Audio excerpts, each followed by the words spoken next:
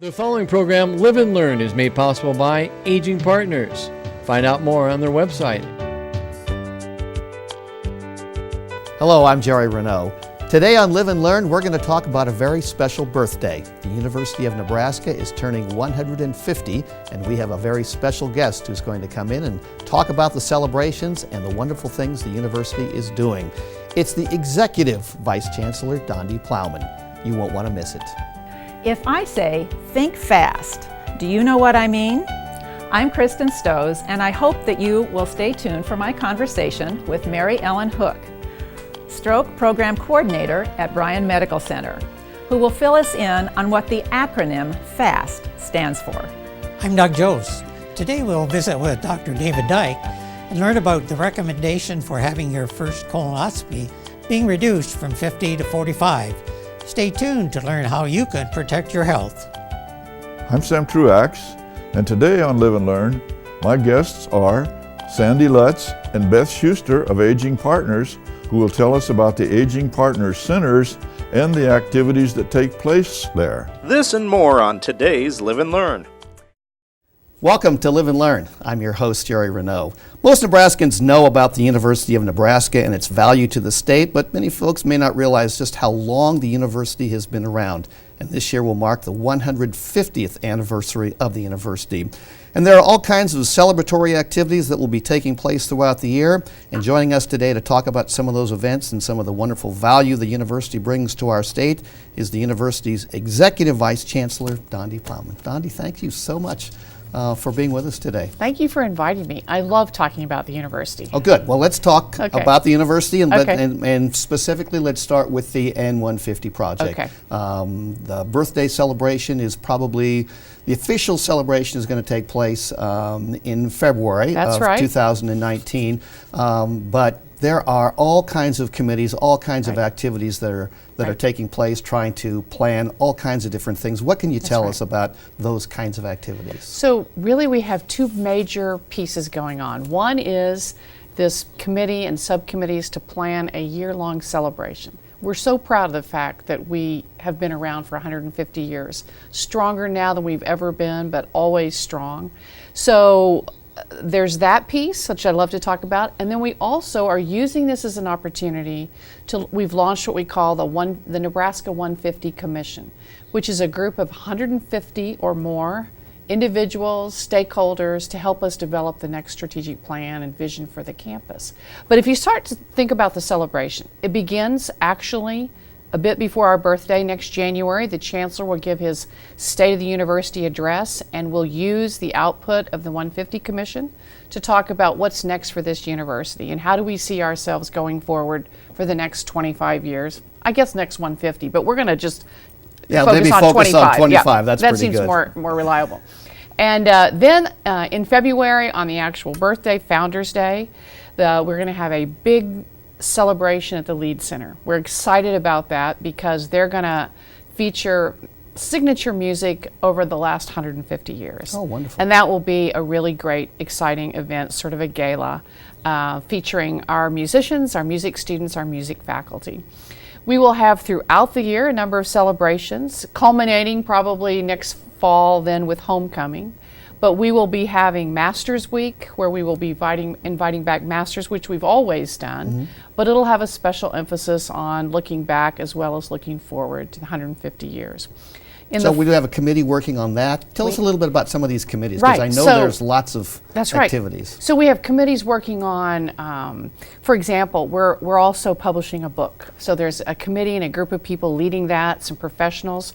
So the book will be called Dear Old Nebraska You. Oh, okay. And it'll look back at 150 years. There will be 150 photos in there, looking at great things that have happened, great people who've come out of our university. So we're excited about that. So that's one work activity. Yeah, we want to give a little plug to Kim Hachia, who is a Live and Learn host, who is working on this book. Yes, she's leading that, and we are so fortunate to have her. We've had a 150 Celebration Commission that's been led by Meg and Jim Lauerman, have had a big role in it, trying to roll out all these different events. We plan on the announcement of a new academic Walk of Fame. We have an athletic Walk of Fame. We'll be launching an academic walk of fame where we will feature, as you go, sort of, I think the way we're talking about it's from the library to the stadium, outstanding academic accomplishments over 150 years. So Yeah, that's going to be fun, and I really love that concept because we have so many fabulous Right. graduates and have had over Oh. the last 150 years, and sometimes they, as you know, go out and toil in anonymity, and it would be That's nice to right. give them some recognition. What's the process for how we're going to select these people? So there is a faculty committee that's led actually by someone from our office. Judy Walker is Associate Vice Chancellor for Faculty Affairs. She's got a group of faculty who are all excited about this. Their first focus has been on sort of the location and how it might look, and they're working with some architects.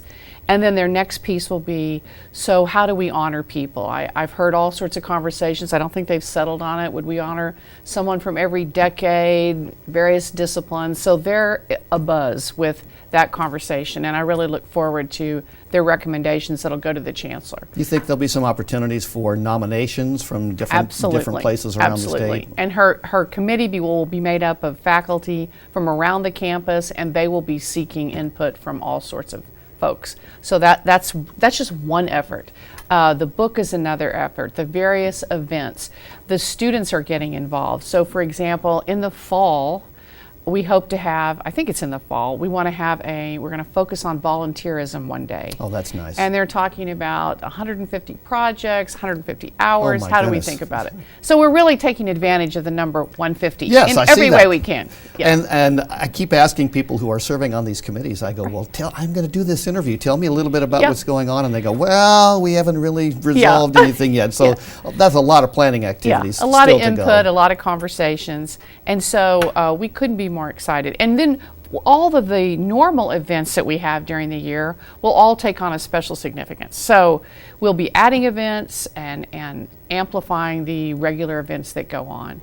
So that's very exciting. The other piece of it is this part that I'm co-leading along with Professor Will Thomas, Professor of History, and this is called the Nebraska 150 Commission. And our thinking was, let's pull together at least 150 stakeholders. It turns out it's actually way more than that. Now, how are you making that work? I mean, I serve on committees with I know. 6 people that you can't get any kind of an agreement. Right. How are you working Right. with 150 plus people to So make we this have happen? we have an executive committee that's got about 25 people on it. Mostly faculty, some students, administrators, also people from the community. We're really fortunate to have community leaders on there. And then we've broken into 8 committees. So Okay. that's how we're getting it done. Okay. And so the various committees range from things like, how do we want to think about the student experience between now and 25 years from now? How should that change? We have one about what type of campus community do we want to be? How are we going to approach research in the next 25 years? How are we going to change the way we teach? How are we going to, another one has to do with diversity. How are we going to continue to diversify our campus so that it looks more like our population? So 8 different committees. There's even one on operations. You know, how do we have a modern internal infrastructure that supports all these other things we want to get done? There's one on engagement with the community. One of the things that's coming out of it is we really would like to eliminate whatever kind of invisible wall that may feel like sometimes between the university and the community. We want to draw community people into helping us teach, and we want to provide lifelong learning to the community. So we got a lot of exciting things coming out of this. Yeah, and those are challenging topics They are. because as we look at our curriculum issues and the changing world in terms of technologies, it's really hard to It is hard. go out 3 and 4 years, but 25 years. How I are know. you? So we're looking around at what other campuses have done. Not a lot have looked 25 years out. So we're taking it kind of in chunks. But one of the things we know, for example, that's coming out of this, and we'll see what happens with it, but there's been a lot of conversation about how students learn now. And you just mentioned technology. That's going to continue to change. Yes. So how do we prepare for that? Another thing is that students really often don't come to the university wanting the majors the way we offer them, kind of siloed. Students would like to come here and say, well, I'd like to learn journalism, and I'd like to learn a little bit about political science, and I'd like to learn about music. Can we make that possible? So those are some of the kinds of things, like rethinking how we offer our curriculum. Now those would be kind of radical. But so part of this process then is this group of 150 is looking at suggestions, and then we bring the campus into it. So in the fall, we'll be having listening sessions to roll out, here's some of the ideas, what do you think about it? It's a big project, but I'm really excited about it. Yeah, I can tell, and I have heard you talk before, and sometimes your radical thoughts are really great. I love them, and Thanks. I know you've sort of talked about universities thinking differently. Yeah, right. Well, one of the things that that's happening is that we're going to be rolling out we've got a new branding project for how we talk about ourselves, and some of the kinds of things that we hear people saying and that we want to repeat is that Nebraskans, I said this in the commencement speech on Saturday, when you graduate from Nebraska, you're known for having rolled up your sleeves and worked hard. People think of you that way. Our alums did that. Mm-hmm. They think of you as having grit to finish the job and get it done. Yeah, that Midwest work ethic. That's right, exactly. And they think of you as being modest, and you don't have to be the loudest voice in the room.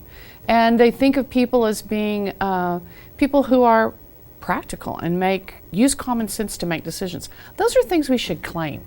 And so I think you're going to be hearing more about some of that as we think about a consistent way of messaging what it means to come from Nebraska. And we've done some market research and have learned all sorts of interesting things. We've got a great academic operation, as you know, because you're part of the faculty. And sometimes I think Nebraskans were a little modest. Oh, absolutely. And we need to speak out. Yeah, we don't sell what's great about us. We have a great creative writing program. We are doing research that people have no idea about. We have more undergraduate research opportunities than a lot of universities in the country.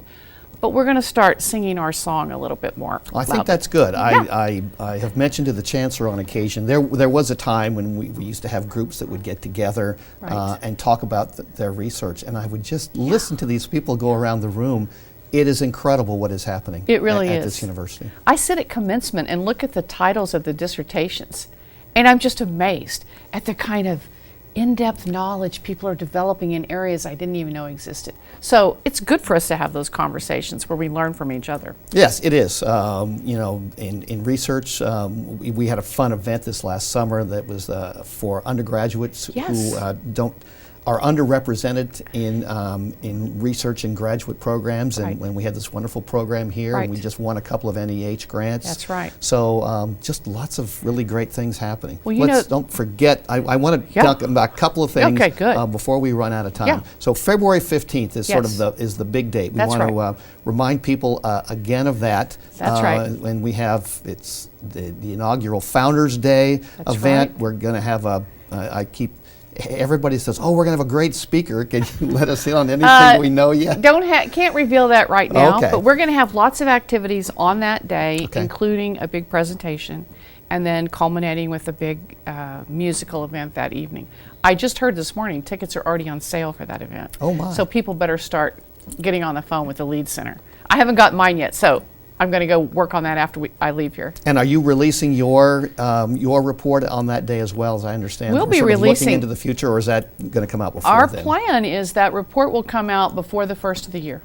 And then the Chancellor in his State of the University address, which has moved from September to January for this 1 year, he will be announcing the new vision and the new recommendations. Okay. That'll be in January before Founders Day. Okay.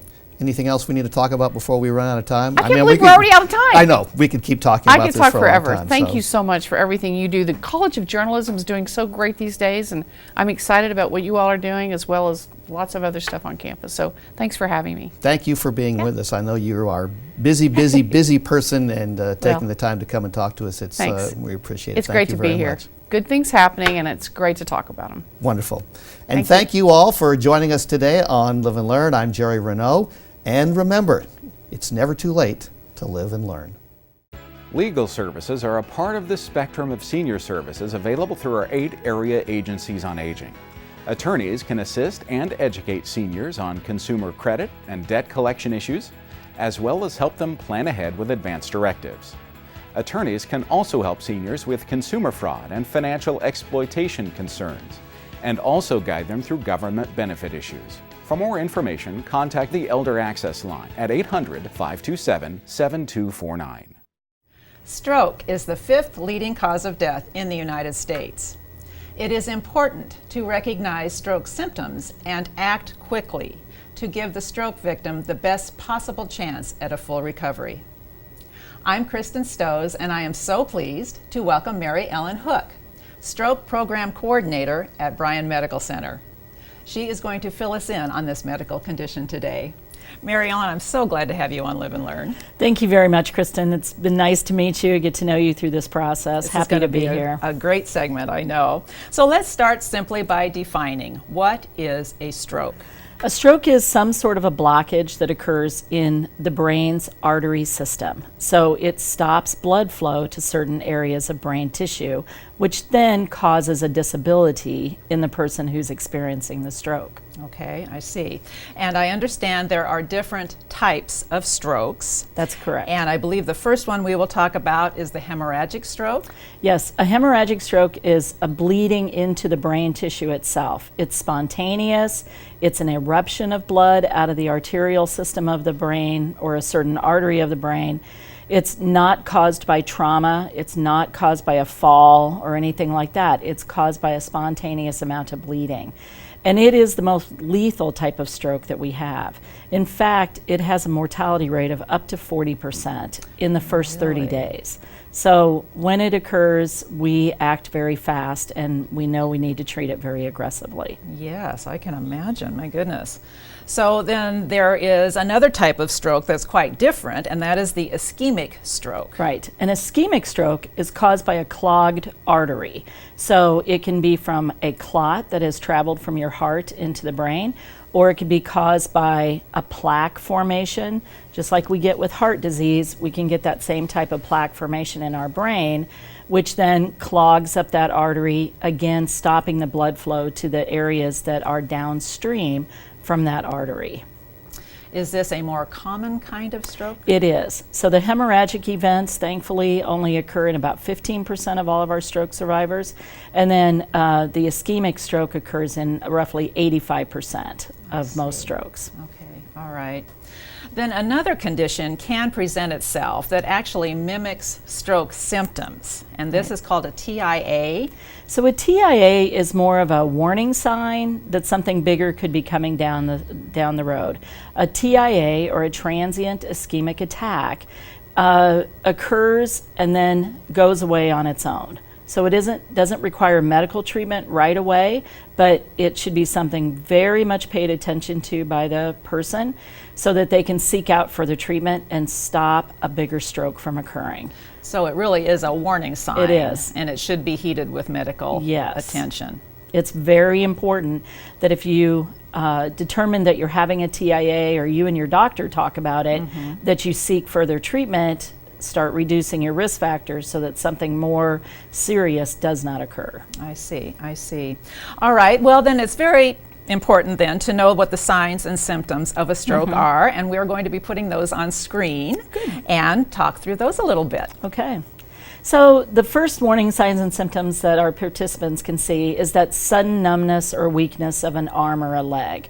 And again, I emphasize on the word sudden. This is not something that's been coming on for several days.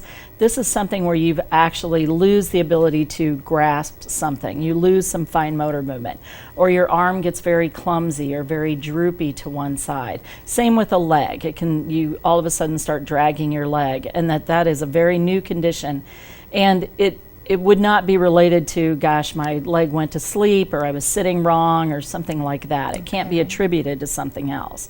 So those would be one of the first warning signs. Could be a numbness or weakness in an arm or a leg. And then other warning signs that can occur that are more classic would be that sudden confusion, that trouble speaking, some of the understanding.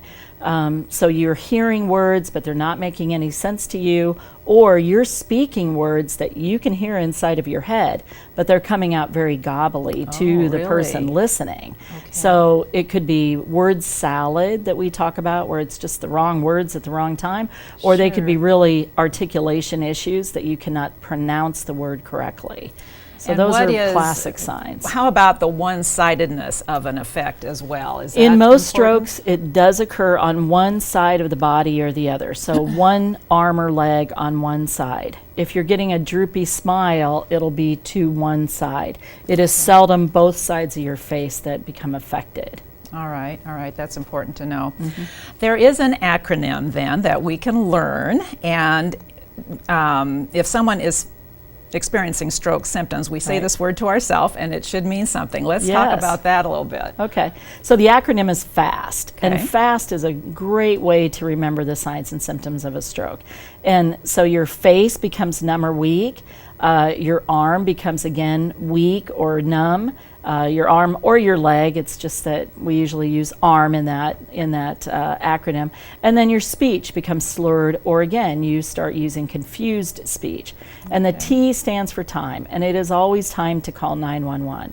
And I know people don't always like to call 911, but it is very, very important that if you start experiencing these symptoms, you do call 911.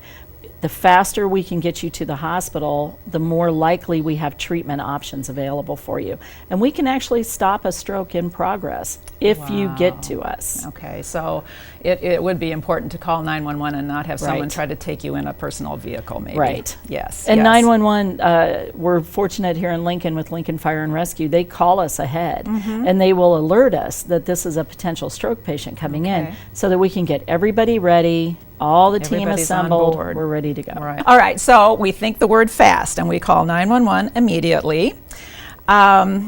And it is important to note the time that these symptoms occur Yes. as well. Explain why that Oh, is. I'm very glad you asked that.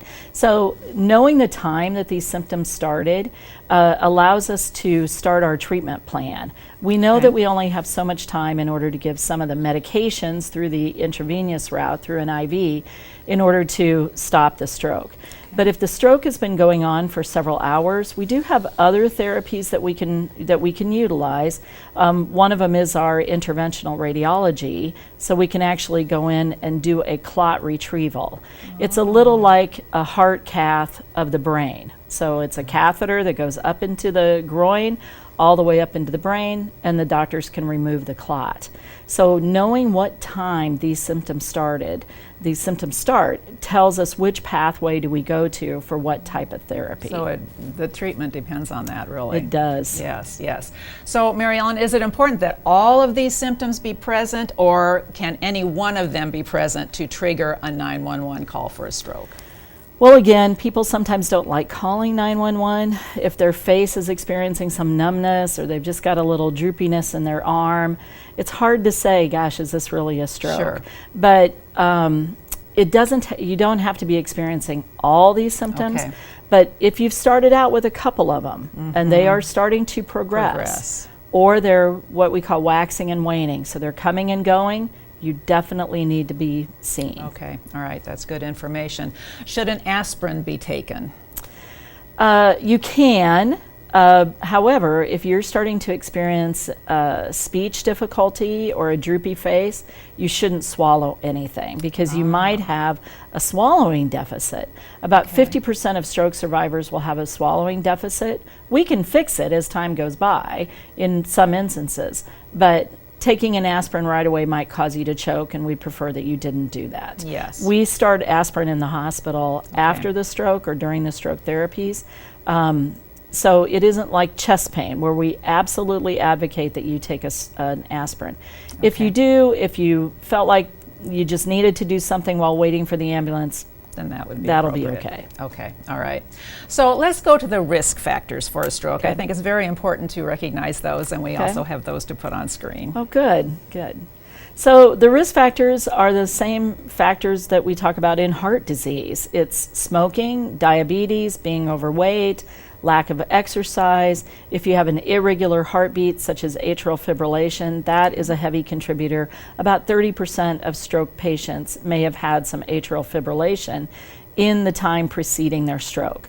Some people know when they have an irregular heartbeat, others may not notice it right away. So it is something to pay attention to. So those are the biggest risk factors that we have related to stroke. So it's important to stay healthy all the time, and sometimes I have to tell my patients, do as I say and not as I do. So It's hard for all of us. It is. So exercise, eating right, taking our medications when they're prescribed. Yes. We do have to sometimes tell people that it's you not only have to purchase the prescription, you have to take the prescription. Yeah, you actually have to exactly. ingest Yes. the yes, medication. yes. Understanding. Are men or women more at risk for stroke? Statistically, women have more stroke than men, but men actually have higher risk factors, and it's really related to lifestyle. Women are more the caregivers, so we have a tendency to make our spouses and partners go in and see a doctor more often than maybe the other way around. So even though women have more strokes, men have more risk factors. Okay. What would a patient expect upon arriving at an emergency room with stroke symptoms? Great. So if they've called ahead and 911, Lincoln Fire and Rescue is bringing them in, they can expect to see a team of people waiting for them. Okay. We will take them right into radiology and do a CAT scan in order to identify what type of a stroke it is, hemorrhagic versus ischemic. And then if it was a stroke event and we give them the IV medication, whether or not we can give the IV medication, they will still see a team of specialists, therapists, nurses, physicians, neurologists. They will all attend to this patient who has suffered a stroke. Okay, all right. So the troops will be mobilized for Yes. sure. Yes. Yeah, time is of the essence. Well, I know there are some fallacies out there, Okay. and I would like to throw out a few of those and All have right. you respond so we understand what is fact and what is fiction. The first myth, a stroke cannot be prevented. Well, that's not true. Over 80% of strokes can be prevented. And really, blood pressure control is one of the highest risk factors. So if we all just monitor our blood pressure, make sure we're doing things to reduce blood pressure, then we can help prevent stroke. I think that's an astounding percentage, I know. 80%. I So know. we really can do something Right. about this. Okay, all right, very important. Stroke, the myth, stroke only affects the elderly. Well, in Nebraska, we've actually had a person who experienced a stroke at the age of 2. Now, she did not have those kind of risk factors Okay, that sure. are normally associated with it. However, stroke can occur at any age. So if we look at our population of sickle cell anemia people, which predominantly affects the African American population, they will have strokes at young ages because of what sickle cell does. So Really? you can have a stroke, unfortunately, at any age. Wow, okay. One last myth, stroke recovery only happens for the first few months after a stroke. That's a great myth to Yeah, get rid of. it is. Because people do believe that once they've gone through rehab and 3 or 6 months have gone by, that they've plateaued, that they've stopped the recovery process. But I've seen at our stroke camp that we run once a year for stroke survivors and their caregivers, people who regained their ability to swallow after 2 or 3 years. Okay. And so they can swallow again. People who regained the power of speech after 14 years. We had a man who came to camp who hadn't spoken in 14 years. Really? He had a lot to say. He had a lot to say when he got his power of speech back. A lot of it is based on their own motivation to recover. So we continually motivate our patients. Oh, that's very important to know. Yeah. Well, we would like to wind up, Mary Ellen, by putting on the National Stroke Association website for our viewers to access Good. more information. What is the one last word you would like to leave our viewers with today? I would think fast, that if you are really experiencing these kind of symptoms that we've talked about today, do not hesitate. Get in to see us as soon as possible, and we will take care of you. Thank you, Mary Ellen Hook. This is fabulous information, and it really can help all of us save a life. Thank you. Thank you so much for being here. And we thank all of you for being prepared to think fast. And as always remember, it's never too late to live and learn. Vulnerable and senior adults might be living in silent fear of elder abuse and financial exploitation. We can do something about it. The Nebraska DHHS recommends that communities maintain and improve resources such as public transportation and senior centers to prevent social isolation. Engage professionals in various disciplines to find solutions to end elder abuse. Every year, June 15 is observed as World Elder Abuse Awareness Day, an opportunity to ensure justice for all. Welcome to Live and Learn. Recently, the recommended age to have the first colonoscopy was reduced from 50 to 45. Today, we'll learn why that was recommended and what the implications are for your health. I'm Doug Jost. My guest today is Dr. David Dyke, who's a retired gastroenterologist here in Lincoln. David, welcome to the program. Thanks for inviting me, Doug. I've spent my career fighting colon cancer, and this is a chance to just be on my soapbox and talk some more about it to the public. Well, what is the incidence of colon cancer? Well, it's still pretty grim. There's about 150 new cases per year. We divide that into colon and maybe rectum separately, but about 100,000 cases of colon and 50,000 of rectum and distal sigmoid. Out of that, there are about 50,000 deaths per year. 1 in 3 people who have cancer of the colon will die of cancer of the colon. We have the graphic on here of the colon. Describe a little bit about it and where the cancers usually occur. Well, when we first started doing colonoscopy back in the early 70s, 1970s, it seemed like most of the colon cancer and polyps were on the left side of the colon, which would be the rectum, the sigmoid, and the descending colon. And then we talk about the right side of the colon as well, which is the transverse ascending colon and the appendix, or actually the cecum there. And with time, as I've gone through my career, it seems like there's been a progression of the cancer to the right, like we're chasing it around the colon. It's a higher incidence in older people to have it in the right colon, and women are more apt to have it in the right colon. And the cecum is a real important spot, and sometimes colonoscopists don't make it all the way to the cecum. They think they're there, but they're not, and that's a treacherous area in the right colon. So I'll put this all together, and it results in lowering that recommendation from 50 to 45. Well, about 90% of the colon cancers are after the age of 50, but there's that other 10%. It's rarer under the age of 45, but at 45 to 50, the incidence starts picking up, and people don't think that young people that age should have colon cancer, and so their symptoms kind of get ignored from the standpoint of a cancer risk. And so these cancers are the polyps are found as early cancers sometimes, instead of something more benign that could have been resolved more easily, just because this group wasn't examined. We've known that the black race has a higher incidence of colon cancer, and so we've already moved that to 45. And the publicity this year was that everybody is being moved to include that 45 to 50 age range. Before we get into the details of the colon cancer, talk a little bit about the other parts of the digestive system and what the incidence of cancer are there. Okay. The cancer of the esophagus, starting at the top, is about 17,000 cases per year, but it's not a good disease to have. 16,000 will die each year from cancer of the esophagus. There are areas of the world that the cancer of the esophagus is higher, such as Asia. The incidence of cancer of the stomach is decreasing, but we still have about 25,000 cases a year, and 10,000 of those people will die in a year from stomach cancer. In our diagram, we don't see the pancreas. That's behind the stomach, but that's in the press a lot of the times, and unfortunately it doesn't cause symptoms until it's already metastasized. But there's about 55,000 cases of pancreatic cancer per year, and 44,000 will die of cancer of the pancreas. And the other one to mention is primary liver cancer, which is on the rise.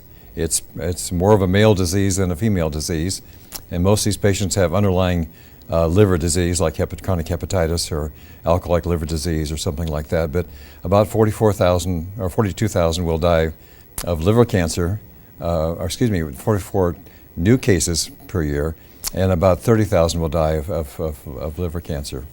Let's get into the specifics of the colon situation, and we have a diagram here which sort of depicts how a colonoscopy works. describe a little bit about the process. Okay. In doing that, we'll talk a little about screening as well. There are two ways of screening for polyps and cancer. One is the non-invasive stool exam, and for years we've had what they call the GUAIAC study, which is a non-specific test that even animal blood will turn positive, and that's to be discouraged to be used anymore. And what we use now is a fecal chemistry test, FIT, and that's much more accurate and more sensitive and still maintaining its specificity as well. And this should be done yearly in people who are 45 and older now. I should probably add one more thing. If you have a positive test, a screening test of the stool, you're not done. You have to investigate it further, and that would involve a colonoscopy. Then when you do the colonoscopy, and if you find a polyp, then what's the situation there? Okay, there are two kinds of endoscopy. There's a shorter exam, what they call a flexible sigmoidoscopy. That's done in the office with lesser prep and no sedation, and it's more uncomfortable then, of course, and it's not as accurate. And then there's the full colonoscopy, where we do get to the right side of the colon, look at the cecum, and this is where we're finding more of the treacherous polyps anymore. There are the villous polyps, the serrated polyps, and they're harder to find and they're more difficult to remove. This picture that you're looking at now in the left upper corner is what we would see endoscopically. That kind of shiny round spot is what the lower end of the polyp would look like as we're coming up the colon. A little bit of fecal waste behind the polyp, and then and the rest of the slide is the actual surgically resected specimen. This one was not deemed safe to remove endoscopically, and it turned out to be an early cancer. Then we also have a graph which shows some of the relative survival rates. Well, first of all, we'll talk about the stages here of colon cancer and describe what the T1 to T4 indicate here. What is a polyp? First of all, we don't know what triggers them. There's something environmental probably, and something hereditary as well. But it's sporadic, it's random, it's unpredictable. And the earliest type of cancer we will see is what we call carcinoma in situ, and that's just on the very surface of the polyp. And removing the polyp that's the end of the story. That's all you need to do. With the slide we have in front of us now, the T1 lesion is where the cancer has gone into the head of the polyp and is invading further down into the stalk of the polyp. And so just resecting it with a colonoscope is not adequate enough. We have to go back in and remove that part of the bowel. And what we use is a tattooing solution, kind of a sterilized India ink.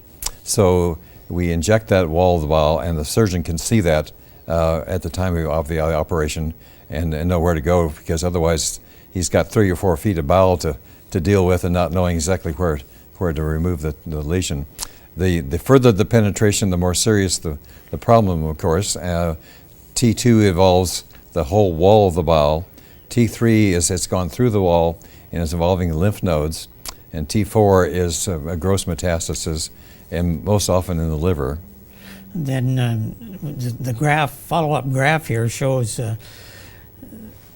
the incidence and the relative survival rate of those various situations. And this is what spurs us on to do our screening colonoscopies, is to find these early lesions. For a T1, which is the darkest of the greens, the survival is quite good, around 90%. For T2, when it's gone through the wall, but maybe not into the lymph nodes that we can detect, depends on the histology of the polyp, whether or not we need any further treatment or not. T3 is when its lymph nodes are involved, and most of these patients will get some adjuvant chemotherapy for 3 to 6 months at least, and that's really improving the survival. and the survival then is almost 70% or so, which is really quite good. But if the horse is out of the barn and the liver is involved with the lung or somewhere other tissues, the 5-year survival is about 12%, and that's really sad. David, one thing we need to talk about is the preparation, and that seems to be something that holds people back from doing a colonoscopy. Do you have any suggestions how to overcome that resistance? Well, yes. We used to use tablets. That was very popular. They were a phosphorus tablet, and they worked quite well. But nationally, we learned that there were some cases of kidney failure. It never occurred in Lincoln, but we had to stop using the tablets, which were much more palatable, of course. I've had 3 colonoscopies myself, and I've listened to patients complain about the taste and whatever. I know it's the gist of lots of stories during cocktail hours, and people share their experience with taking the colonoscopy prep. But most of the activity from the prep occurs after the first hour or two, and if you serve it chilled, and it goes down pretty fast, and then you gradually take the rest of it. But we do discourage using any sugar with it to sweeten it up a little, because that facilitates absorption of water in the prep into the patient, and we want it to flush out the colon instead. We want a kind of a Hurricane Florence sort of effect there to flush out all the waste, because it's critical to have our best possible view of the colon to detect small lesions.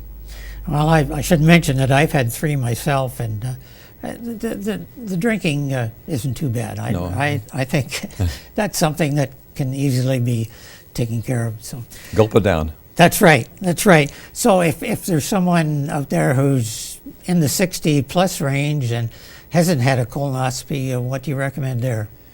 Well, as we say, we're starting at 45 now, and generally they say do your screens until 75, and then it's sort of negotiable between 75 and 85, depending what you're finding and depending on the patient's anxiety about having colon cancer or polyps. If you can go further, but the rule of thumb is that the patient has to be in pretty good health, and their life expectancy should be another 10 years or so. So if there are lots of comorbidities, heart disease, bad diabetes, lung disease, and so on, maybe it's time to call it quits at 75. But I would tell you that there are cases that where the patient has never had a colonoscopy, and they say it's still cost effective up to the age of 86. David, this is very instructional, very interesting. Thanks a lot for sharing this with us today, and we hope that people will take the invitation and check out their colon and what the situation is. Very good. Remember, it's never too late to live and learn about protecting your health for the future. Hi, I'm Randy Jones with Aging Partners. Did you know that Lincoln expects a 75% increase in the number of seniors living in our community over the next 15 years? Aging Partners is a community service that provides fitness programs to help keep older adults strong and healthy. This year, Lincoln Cares donations are providing funds for new fitness equipment. You can help make this happen. Sign up to support Lincoln Cares and add $1 to your LES bill each month. I'm Sam Truax, and today on Live and Learn, my guests are Sandy Lutz and Beth Schuster of Aging Partners, who will tell us about the Aging Partners Centers and the activities that take place there. Sandy, tell us about where the Aging Partners Centers are and what their intended purpose is. Great, I sure will. We have 10 senior centers throughout Lancaster County. There are 6 in Lincoln and then 4 in the rural areas. We also have senior centers located throughout the other 7 counties that Aging Partners serves. The purpose of the senior centers is to provide support and assistance to seniors. We provide a variety of things: meals, education, entertainment. What's your involvement in those operations, Sam?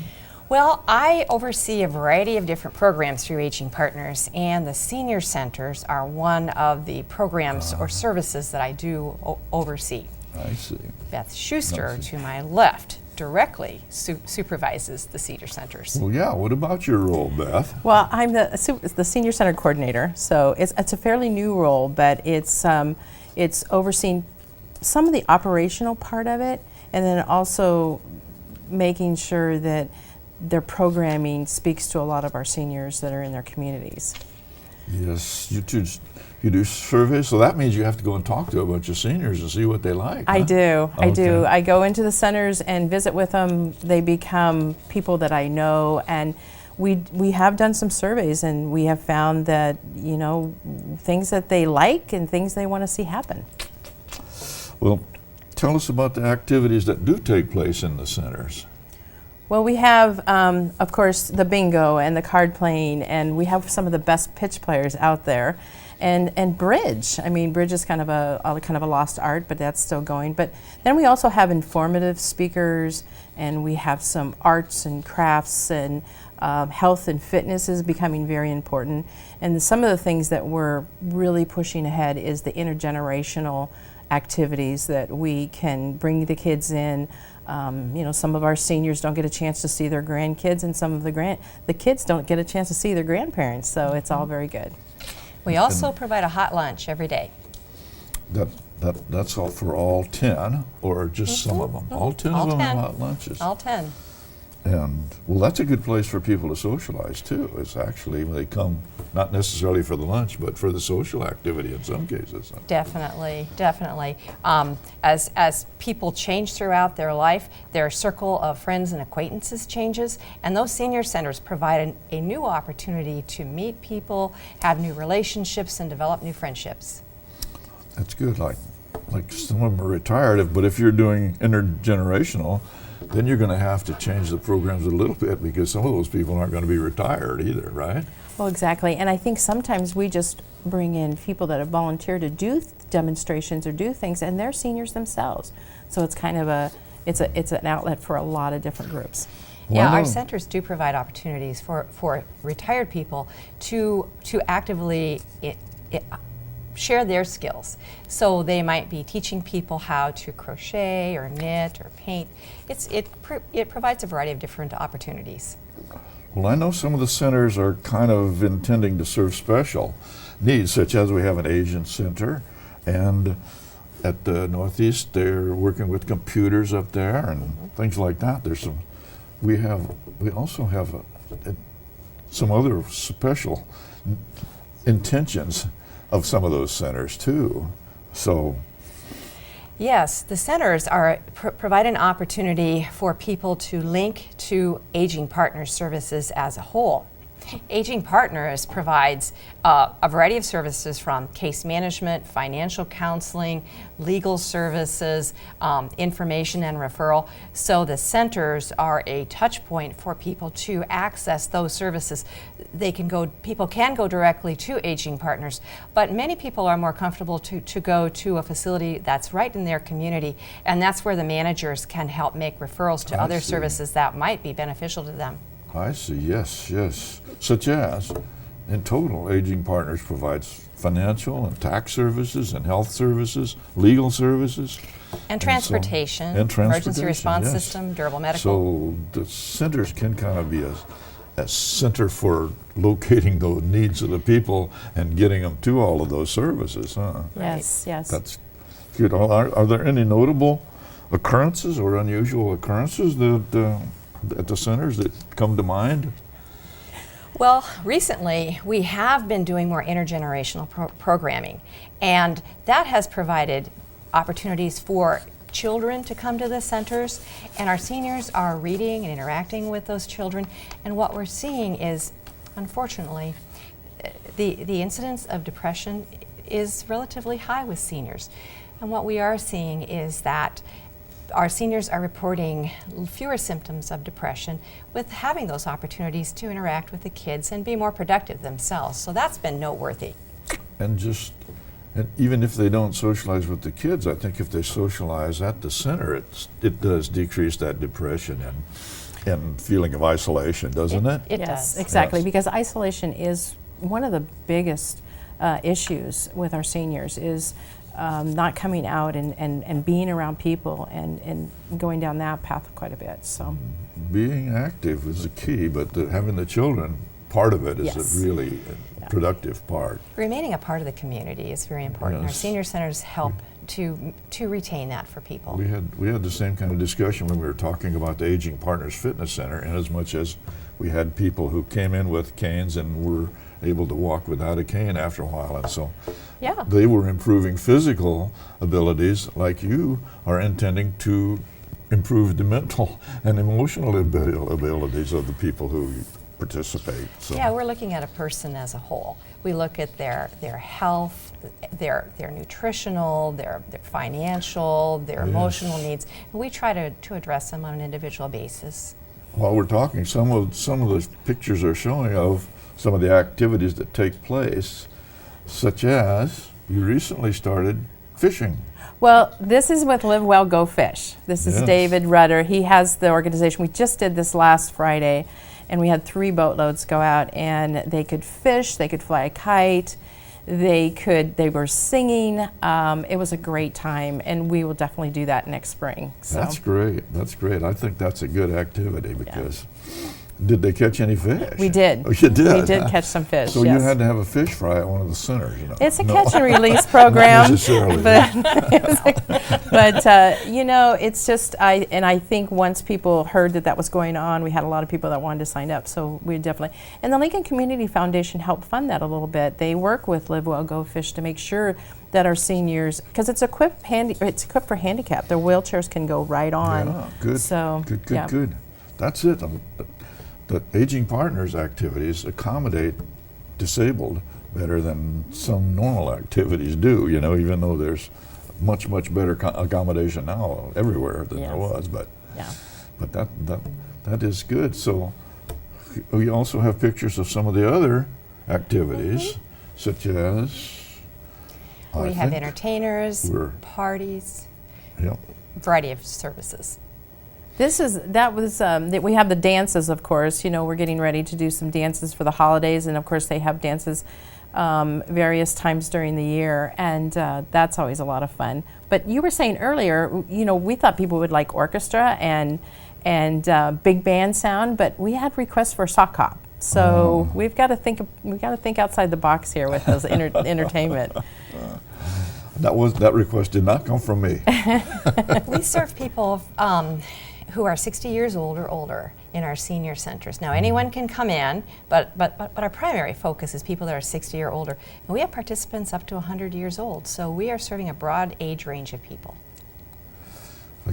So again, I do want to review the fact that all those activities are taking place, and there's transportation to those centers also if it's needed by some of the people.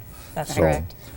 I think it would be good if our viewers take interest in this and start participating, and because again, as Beth mentions, there is some isolation problems. So I will usually end my interviews by recommending that our viewers get involved with whatever we're talked about. In this case, getting involved means going to your senior center and having a lunch and get involved with some of the people that are there. Our doors are open. We'd love to see you. Yeah, that's right, and they'd love to see you. They'll even talk to you and everything. I'd like to thank my guests, Sandy Lutz and Beth Schuster, for telling us about the Aging Partners Centers and all the activities that take place there. And remember, it's never too late to live and learn.